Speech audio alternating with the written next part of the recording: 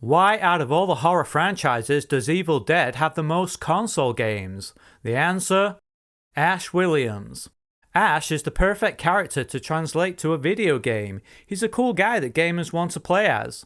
And he's got a fucking chainsaw for an arm. If that doesn't translate to video game awesomeness, I don't know what does. So, to celebrate the launch of Evil Dead the game, I thought it'd be cool to look back at all the Evil Dead games past. The first ever Evil Dead game came out right in the middle of the great video game crash of 1983, and it probably didn't help the situation, cause it fucking blows! You play as this block, and the goal is to kill this block. Or maybe it's the other way around. Or maybe you play as these feet. I don't know what the fuck's going on. How did people play this game? At least the box art and loading screen look Evil Dead related. I mean, you could literally name this game anything and no one would know the difference. Still, it was an interesting time. The games industry was trying to find its feet. And other major horror franchises got games too. Something that didn't really happen again until fairly recently. Hail to the King took the Resident Evil survival horror blueprint and paired it with horror's most notorious survival horror movie. Perhaps more than any other movie, Evil Dead totally suits a Resident Evil style game. Imagine sneaking around the cabin and being hunted in the forest. Resident Evil with Ash Williams, how could you mess that one up? By releasing an ugly dated game. I mean, I played Code Veronica about 6 months before this, and going back to an older style Resident Evil clone was pretty hard. And this game was bad looking compared to the original Resident Evil from 1996, let alone the next gen old 3D Code Veronica. Everything was just so dark and murky, you couldn't really tell where you were, or what the fuck was going on. Remind you of anything? Some of the gameplay elements were frustrating too, like the endlessly spawning enemies that could actually spawn on top of you, and moments that were fucking hilarious rather than scary and atmospheric. Hail to the King was also a bit late to the Resident Evil clone party, a genre in itself that spawned well over 20 games. And it didn't help that by the time of release, I had Resident Evil clone burnout. In the space of around 4 years, I'd played 4 Resident Evil titles, Dino Crisis 1 and 2, Silent Hill, as well as a bunch of other shit. Anyone remember Parasite Eve?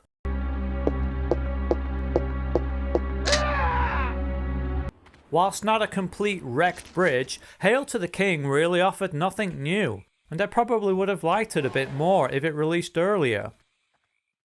If there's one thing Evil Dead games have in common, is that they trendjack the current big thing in gaming. GTA 3 changed the gaming landscape forever. So Boomstick did a 180 away from the tense atmosphere of Resident Evil and went all out action in a small open map. Similar to Rockstar's State of Emergency. In fact, I think they even used the same game engine. The game has you playing as Ash in the small town of Dearborn, shooting and soaring rampaging deadites. Combat is simplistic but spiced up by some spells, one of which allows you to possess deadites. There's also a variety of weapons and special ammo for your shotgun. You also get to visit the town at different points in time, and this prevents the main location from becoming too stale. But again, Evil Dead just seemed to lag behind. The combat wasn't nearly as complex or lavish as something like Devil May Cry that released 2 years earlier. The graphics and maps were serviceable on release, and that's being fucking generous. But it's a fun if slightly mindless Ash experience, and overall I had a good time whiling away a weekend or 2 on this. Although it looks like a sequel to Boomstick, Regeneration takes place in an alternate reality from the previous game, one where Ash is locked up in an asylum. The most polished and fun Evil Dead game so far, Regeneration has more atmosphere and horror-type environments, like graveyards, asylums, and sewers. The mechanics are a touch more refined and there's a bit more depth in the combat system. The major gameplay change is the addition of Sam, a half-deadite sidekick voiced by Ted Raimi, and whilst I'm sure some gamers love the little fucker, I quickly found him to be annoying and wished that I could boot him off the map and play the game solo. It also annoyed me that you had unlimited ammo and chainsaw fuel, making an already easy game something that even the dumbest Deadite could master. It's just balls to the wall button mashing. Damn, they don't make them like this anymore. Although the game was pretty well received by gamers and critics alike, it marked the end of Evil Dead console games for 18 years. Even when console games were out of the picture, Evil Dead still had some gaming outings, with Ash appearing in titles like Phantom Halls and Poker Night 2. When mobile gaming took off, Ash crashed the party with Evil Dead the game, and most notably Army of Darkness Tower Defense. I remember playing this on my original iPhone 3G. This was my go-to mobile game for a good solid month, and there's a surprising amount of depth here.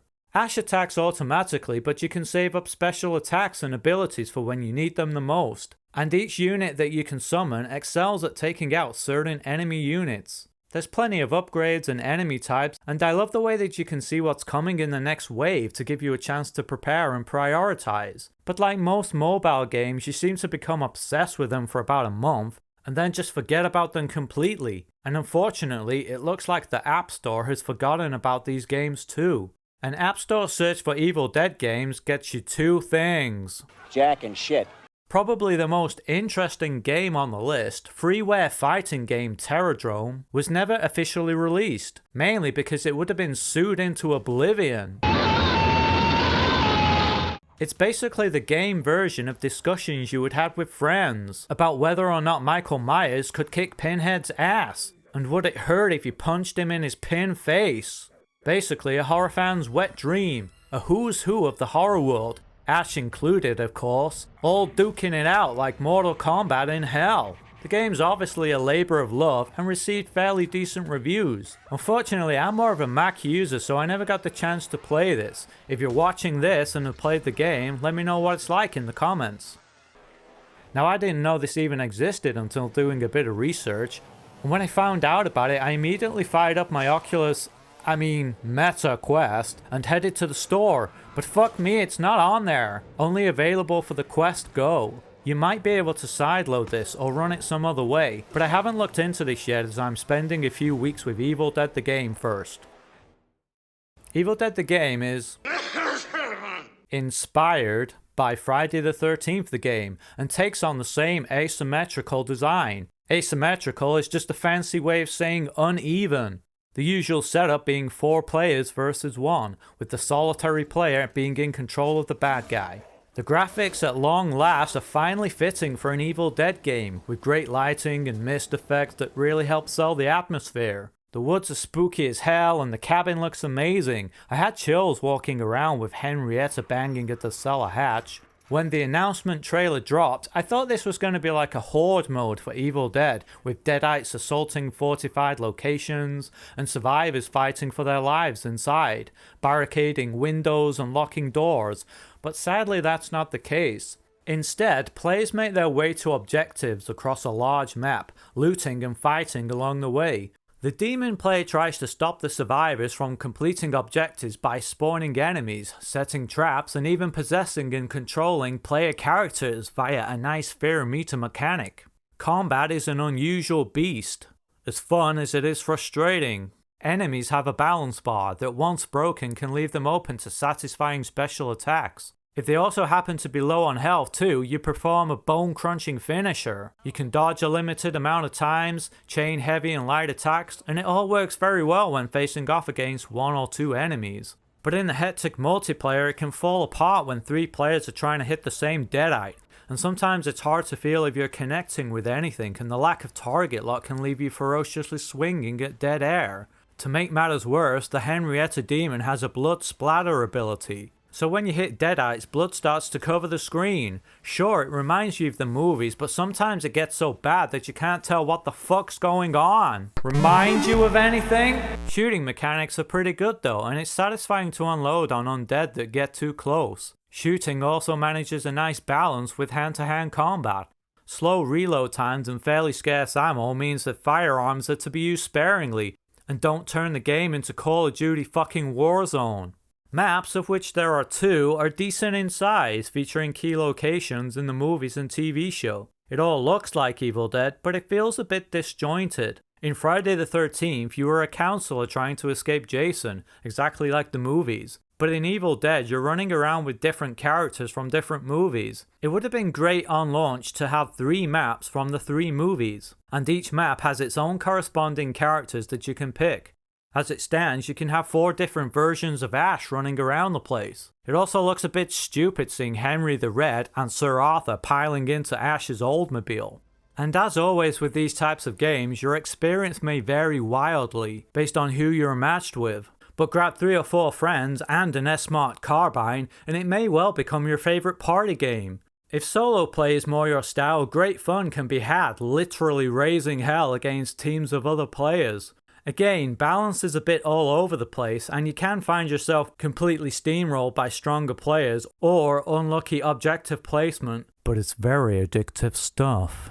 Kinda like a cross between playing as Jason in Friday and the Mastermind in Resident Evil Resistance. You know, that game nobody played! It's not perfect and it can be very frustrating at times, but make no bones about it, it's the best Evil Dead game so far. So with Evil Dead games, there's pretty much something for everyone if you're prepared to dig out the older titles, but we're still missing that perfect single player outing. As much as I kinda like this game, I'm still left craving another type of Evil Dead experience, a lone atmospheric journey, and one that's scary as shit, something that Resident Evil 7 did masterfully. I hope you enjoyed this video. Let me know what your favorite game is in the comments.